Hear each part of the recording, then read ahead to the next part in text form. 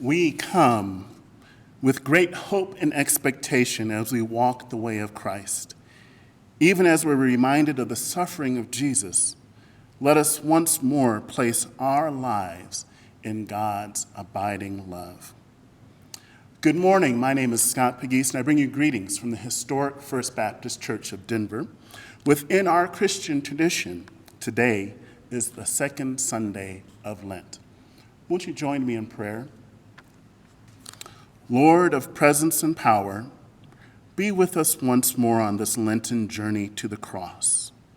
Help us renew a commitment of our lives, our spirits, and our hearts to the ministry in your name. Amen.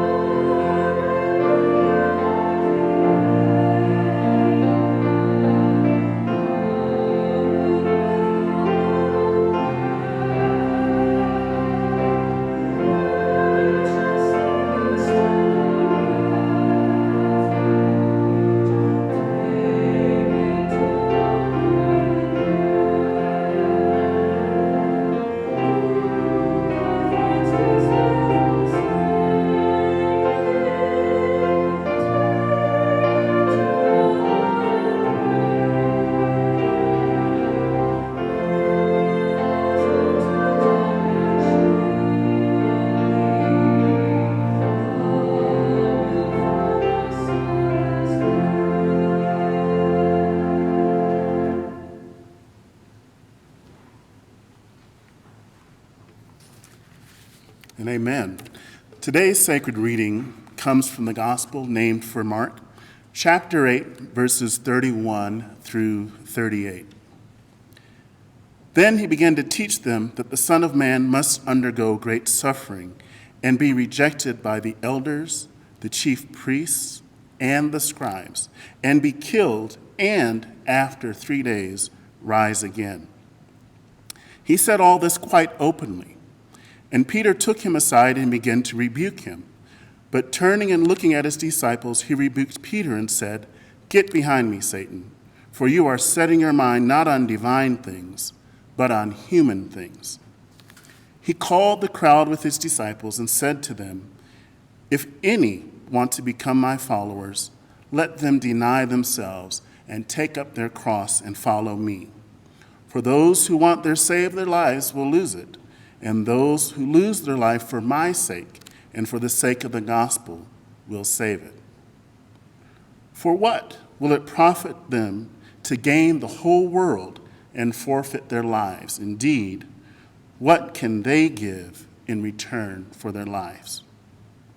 Those who are ashamed of me and my words in this adulterous and sinful generation, in them the Son of God, who also be ashamed when he comes in the glory of his fathers with the holy angels."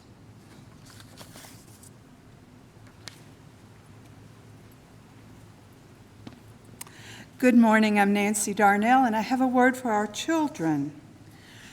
So, have you ever had someone say something and you wanted to say, "Be quiet"? Don't say that anymore. I don't want to hear that. Well, like maybe you had a friend who made an A on a test and you didn't make an A, and they kept saying, "I made an A," and you didn't want to hear that anymore. Or maybe someone beat you in a race, and same thing, you didn't want to hear about them beating you anymore. Or maybe it was sometime that your mom or dad kept saying, you've got to prepare for that test that's coming up. You have to think about that. You have to study about that. You have to prepare for that. Well, there was a time when Peter, remember Peter, one of Jesus' friends, a disciple, said, Jesus, stop saying that. Do you know what Jesus was saying? Jesus was saying, you know, not everyone here likes what I've been telling, what we've been preaching, that you should love God and love everybody else and even love yourself as much as everybody else. And do you know what's going to happen? Jesus was saying, I'm going to die because they don't like what I've been saying. I'm going to die on a cross. Peter didn't want to hear that. Peter didn't want Jesus to leave by any reason, much less his death on the cross. He didn't want to hear it. He didn't want to accept it. He didn't want to know anything about it. It made him sad. I think he was scared. I think he didn't know what he would do if that happened. He was confused. Well, sometimes we're confused. Sometimes we're angry. Sometimes we're sad. Sometimes we don't want to hear what we're being told. And what do you think we need to do at those times? Well, Peter went to talk to Jesus, and Jesus had something to say back to him. But maybe that's a helpful thing to do, isn't it? Sometimes we just need to talk to someone else. Think about that this week. Have a good week. And I will see you next week. Bye.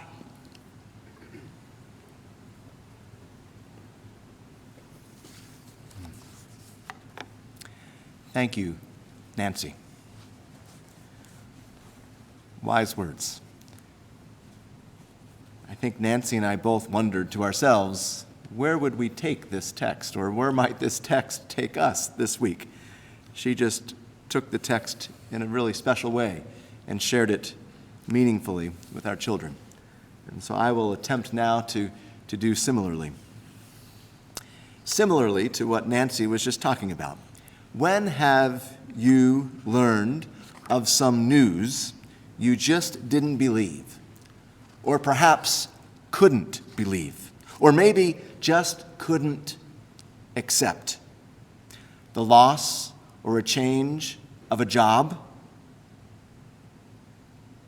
a medical diagnosis, a rejection letter from a school you'd hoped to attend. Maybe a partner communicated that your relationship was ending, or perhaps you received word that a family member or friend was dying or died. Often, through life, we receive information we don't want to hear about, no less learn about. I can remember when I was in my second year of college, my mother called me to let me know that our pastor of nearly 20 years had announced that he was resigning and that he and his family would be moving from the United States to England, where their extended family lived. I was devastated and heartbroken. Not only was Reverend Parkinson my minister, but he was the person who ultimately inspired me, challenged me, and made it possible for me to go off to school and to pursue a seminary degree and a call to full-time ministry. Reverend Parkinson was my pastor, the one with whom I'd confided some of my hopes and some of my deepest struggles, the one that I thought would always be there. Now, I know this may seem hard to believe, but when my mother called to share with me this news, this was in the days before cell phones were widely used. I didn't own one, I didn't have one, and so I took my mother's call from the public phone down the hall from my dorm room. I hung up the phone, sat down, or really kind of collapsed down on the floor, and cried my heart out for at least a half hour. I don't think I'd cried so hard since my grandfather died the year before. Sometimes hard news is just hard to accept. As it is with grief, we can go through stages of feelings and emotions before reaching a point of accepting that which can be so challenging to acknowledge. Difficult news. Now, it seems to me that the gospel named for Mark offers us a snapshot of what it may have been like when Jesus' disciples received difficult news. The disciples didn't get a phone call from their mother letting them know that their minister was resigning. No, their minister, their rabbi, their confidant and friend told them directly himself. It's an interesting exchange we read of between Peter and Jesus, isn't it? And Nancy did such a fine job of articulating it. Jesus confesses and Peter rebukes him. Well, just before where Scott picked up our reading for us today, there is another exchange of words between Jesus and Peter. But in verses 29 and 30 of chapter 8, it's Peter who confesses and Jesus who rebukes. You see, sometimes the people with whom we're the closest can be the folk with whom we can express our deepest love and even our deepest anger and frustration. Norman Maclean, in his novel, A River Runs Through It, wrote about being able to love completely without complete understanding. To love completely without complete understanding. If you ask me, this sounds like faith. Sometimes in life, faith requires us to keep loving even if we cannot understand why things are happening in the ways they are. Maybe this was a lesson for the folk who Jesus taught, for the disciples, for the crowds that followed him, and perhaps even for us still today. The words of Jesus said to Peter, "For you are setting your mind not on divine things, but on human things," makes me think of the quote by Oliver Wendell Holmes, Sr. "Some people are so heavenly minded that they are no earthly good." Taken together, the wisdom of Jesus of Nazareth and the wisdom of Oliver Wendell Holmes suggests that as humans, we're wise to stay balanced in our views of life and eternity. After all, we only know so much about life and eternity, so maybe there's merit in assuming a more humbled posture about such things.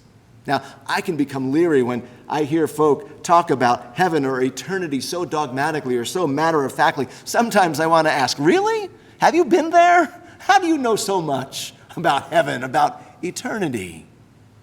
But then again, I can become leery too when folk can talk so matter-of-factly about life as well, as if they know everything there is to know about living. And you know what? No one can know everything there is to know about living. Loving completely, without complete understanding, keeps me in a place of having faith. Faith that calls me to use wisdom, but also to trust when trusting can be so hard. The story of Jesus here in the 8th chapter of Mark goes on to record Jesus' words about losing your life to save it, as Scott read. It goes on to talk about if you want to be a disciple, pick up your cross. And then perhaps the most stinging of Jesus' words, those who are ashamed of me, the Son of Man, will be ashamed of. Now, Mark uses apocalyptic imagery here that can seem a bit wonky to our modern day ears. In essence, though, I think what the words of Jesus may be getting at is this: take seriously the challenge to love, or to take seriously the fact that the good news of God's love is really for all people. Now, we'll never know for sure, but perhaps on April 16th, 1962, 59 years ago, when Reverend Martin Luther King Jr. stood and preached from our pulpit, maybe he said, "Hate cannot drive out hate. Only love can do that." There seems to be a fair amount of hate being expressed and shared in our world today, in the news and on our Facebook pages and in other social media outlets and other places too. How might this coming week turn out if you chose to love? Now, not only love those you already love, that's easy to do. Many of us, most of us, can do that. But how might this week turn out if you chose to express some sense of love, some expression of love towards someone for whom such love isn't so easy? If you find such a challenge challenging, well, good. Because then we may just begin to appreciate how challenging it can be to follow the person of Jesus. Think about that. Amen.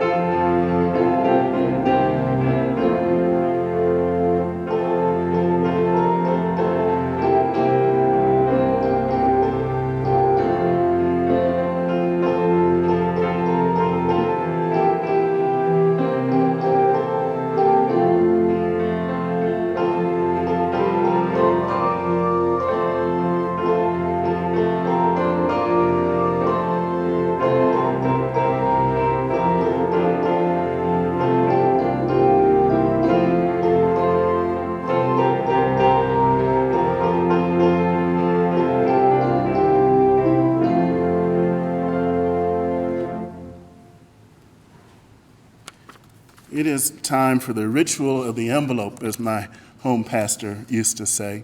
But really, it is our ritual of service that lies behind the envelope. So know that your gifts continue to be important and necessary. If you're still in love with the old envelope, you're more than welcome to mail it to the church office. Or if you like to handle it like the rest of your affairs, use the donate feature on our website.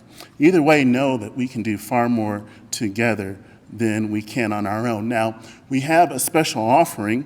It's one of our 4 annual offerings for the month of March, and we're close enough to start today. We will receive our America for Christ offering. This offering helps support our broader ministry of an American Baptist family throughout the United States and Puerto Rico. And I want you to know, this is practical money that does practical things for all of God's children. It is not particularly religious work. It is practical work. We have rebuilt roofs in schools in Puerto Rico through this offering together. Now, Becky Davis, whom you heard sing earlier today, is our missions chair, and she gave me permission to do something the old way. And we've never done this before online. but I want to welcome you and challenge you to send $5 or $10. If everyone watching today's service would do that, we would far exceed our $400 goal. And we promise to you that will be put into proper hands for good use and care to those who need it. So again, if you would like to give your gift for the America for Christ offering, just note AFC on your written check or on your online donation, and it will be directed there. Thank you for your continued generosity to our church, to our ministry, and to your service to the world through this special offering. Now this blessing. Depart now in the fellowship of God, the Father and Mother. And as you go, remember, in the goodness of God, you were born into this world. And by the grace of God, you have been kept all the day long, even to this hour. And by the love of God, fully revealed in the face of Jesus, you are being redeemed. Amen.